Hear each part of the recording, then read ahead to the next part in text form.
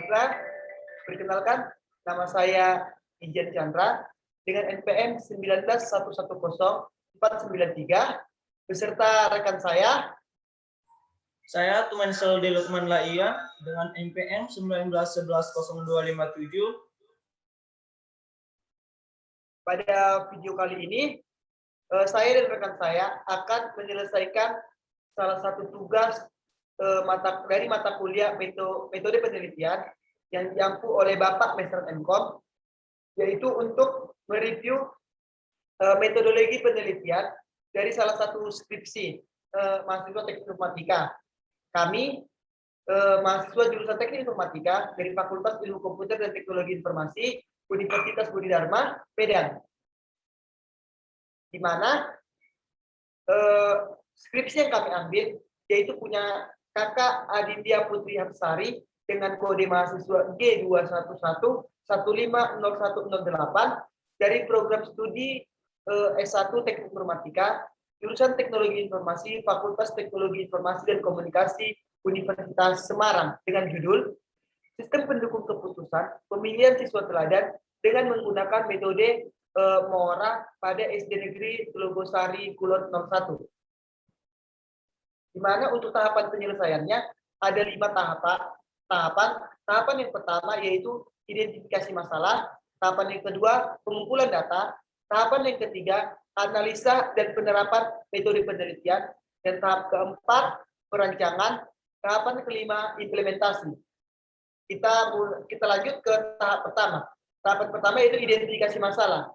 Di identifikasi masalah ini rumusan masalah yang digunakan yaitu bagaimana cara mengimplementasikan sistem pendukung keputusan dengan metode MORA untuk penentuan siswa teladan pada SD Negeri Telogosari Kulon 01.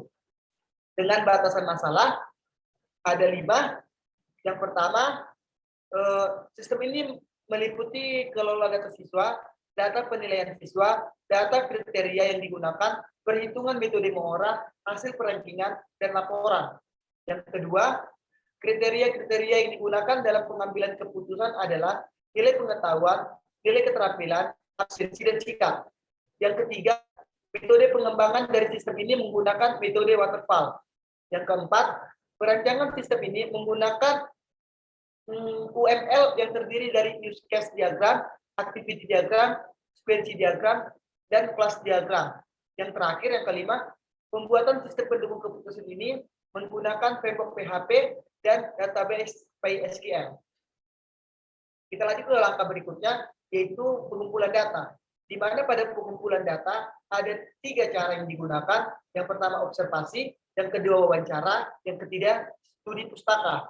Untuk observasi, yaitu metode pengumpulan data yang dilakukan dengan cara melakukan pengamatan langsung pada SD Negeri Telogosari Kulon 01. Hal yang akan diteliti yaitu mengenali proses pengolahan data siswa dan pemilihan siswa teladan dalam setiap semester atau tahunnya. Yang kedua, wawancara, di mana metode pengumpulan data yang dilakukan dengan tanya jawab secara langsung dengan Bapak atau Ibu guru SD Negeri Telogosari Kulon 01 berkaitan dengan sistem pemilihan siswa teladan. Data yang akan diperoleh dari hasil wawancara tersebut adalah data siswa dan data penilaian siswa berdasarkan kriteria dan bobot yang harus dipenuhi untuk menjadi siswa teladan. Yang terakhir, dari pengumpulan data itu ada studi pustaka, di mana metode pengumpulan data ini dilakukan dengan membaca dan mempelajari data-data dari buku atau artikel serta jurnal dari internet dan literatur lain yang berhubungan dengan tema permasalahan sistem pendukung keputusan dengan metode MORA. Yang selanjutnya untuk langkah-langkah berikutnya akan dilanjutkan oleh teman saya, akan dilanjutkan oleh rekan saya.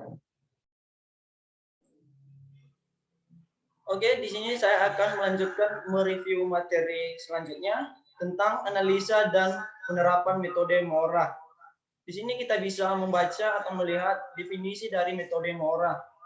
Metode MORA merupakan sistem multi-objektif pada pengoptimalan dan atau lebih atribut yang saling bertentangan secara bersamaan. Metode ini digunakan untuk menyelesaikan masalah dengan perhitungan matematika yang kompleks Metode Moora diperkenalkan pada tahun 2006.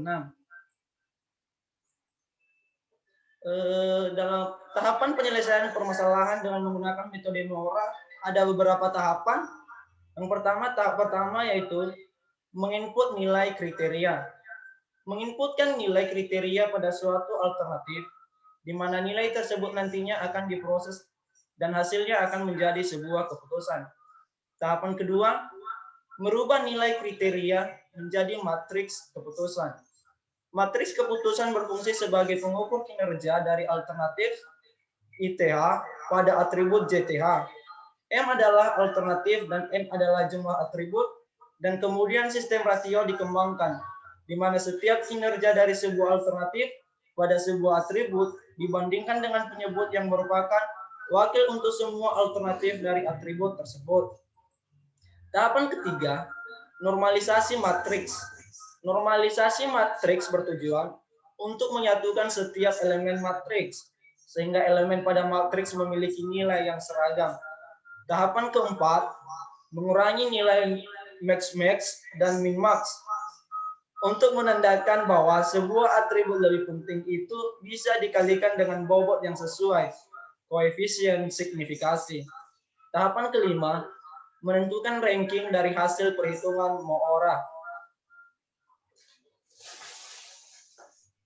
Baiklah, mungkin hanya itu yang dapat kami sampaikan berhubungan mengenai tugas review metodologi dari sebuah skripsi. Akhir kata dari kami, semoga video kami ini bermanfaat.